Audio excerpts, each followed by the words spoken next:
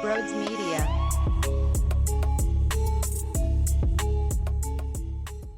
They don't lose. This football team does not lose. Mission accomplished. Was it pretty? Absolutely not. I don't know what the offensive game plan was. Miles Sanders didn't touch the ball until about 6 minutes left in the first half.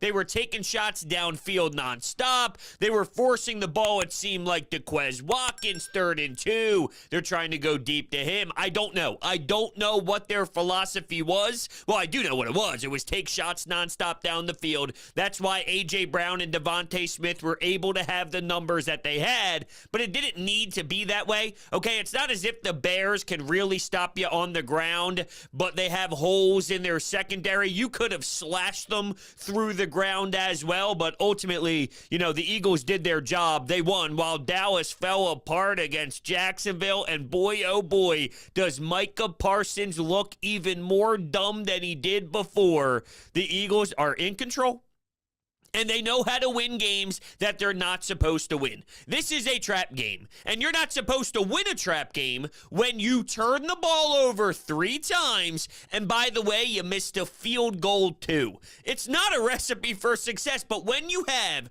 Haason Reddick dominate the football game the way that he did, that was a masterful performance. He was everywhere. He was beating his matchup non-stop. And honestly, when there was the fumble and then the fumble recovery, I thought Avonte Maddox made the play and he just jumped on the ball by the sidelines. But no. He was the one to actually make the ball loose. He was doing everything. And if Fletcher Cox could just jump on the football after the first forced fumble, then the Bears don't even get on the scoreboard the way that they did for one of their earlier possessions, which made me sick because I'm like, yo, Fletch, come on, man. Can't happen. Unacceptable. Fall on the football, dude. But they did enough, and that's why I label this for Jalen Hurts a bit of an up-and-down game because, you had the one interception, which was brutal. The second one, I don't know, maybe Quez Watkins didn't break the way he was supposed to break, which forced Jalen Hurts to throw the football, which looked like right into the chest of a defender. I mean, maybe it was possible that he could have broke a little bit cleaner and things would have played out differently, but once again, why are we looking at Quez Watkins as intensely as they did throughout the process of trying to score? It's like, yo, dude, it doesn't need to be Quez. What are we doing here? Like, why are we thinking Quez is a top-tier dude? It felt that way throughout. And Miles Sanders, that's not the time to fumble. Now, he cleaned up a ton of fumble issues that he has had in the past, but not then, dude. Not the time and spot for that to happen. But whenever something goes south, this team finds a way. The up for Jalen Hurts, you hear a lot of his teammates speaking after the game.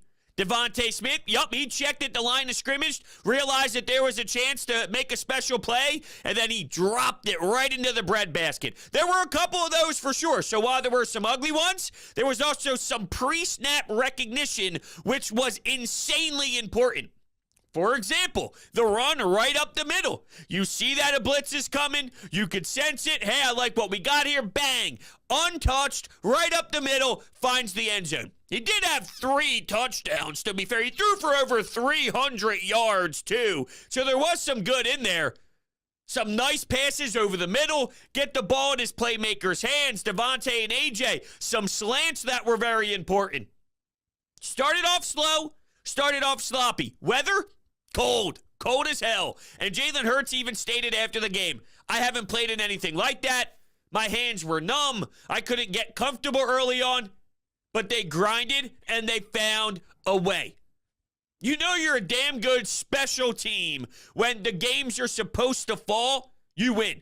And don't tell me that they weren't supposed to fall this game just because the Bears only have a couple of wins. That's not what it's about. As you can see in this league, anyone can win at any point. You have 3 straight road games. You have your biggest rival running their mouth all week long, saying stupid things to the media. That plays a role in looking ahead. Not because you want to, but it's just how it is being a human. You despise them. They're running their mouth nonstop. You know you play them next. You know how big. If they could have beat the Jacksonville Jaguars, then it's a totally different message and a totally different tone heading into Dallas next week. So this is a trap game. You have 2 division games, 3 straight road games. And this 3-win team who's piss poor defensively in the pass game and the run game is in the middle of it. That's the biggest cliche trap game in the world, and they played that way. But for you to still be able to win when you need it, A.J. Brown down the right sideline, special. He had 181 yards. Devonta had 126 yards. Now, to be fair, I don't think it needed to be that way. Miles Sanders should have touched the ball more.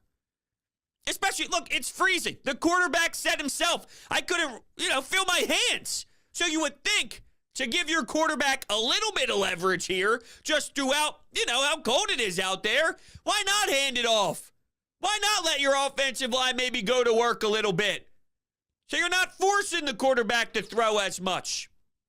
But hearing from the head coach afterwards, he went right to how many yards the 2 receivers had and said, look, what are we talking about here? That's not exactly what he said verbatim, but that's sort of what he was saying in response to maybe the critics and the criticism of what the game plan was.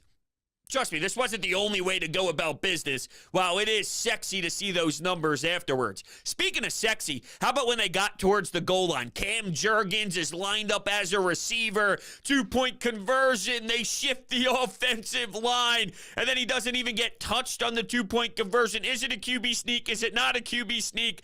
Oh, man, it was fun. I don't know who it was. I believe it was Landon Dickerson. I'm not necessarily fully sure, but when they did draw the flag, you got guys celebrating and dancing. This bunch is just different, man. This bunch is hysterical, the way that they go about their business. But you know what?